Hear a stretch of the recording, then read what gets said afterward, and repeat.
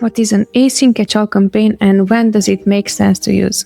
I'm unsure who gave this name, catch-all campaign, but basically what that is, you would add all your catalog or you would add all your variations of the one product that you're selling in one campaign, and you would as low as possible in order to at least get some impressions, and that is called catch-all campaign. I'm not sure who came up with this name, catch-all. Basically, that would be the case of getting cheap sale with a wide net of discovery campaigns. Usually, catch-all campaigns are never going to be exact match campaigns. Caveat to that, it's going to be that most of the time what you're going to end up is a lot of spend in diverse things that maybe are not relevant or the most relevant for your product, just because you don't have the same control as with exact match ads. But basically, catch-all campaigns would be helping you to spread a wide net and browse for keywords, find search terms in this case, because that's what you're finding for your product that you might not be considering.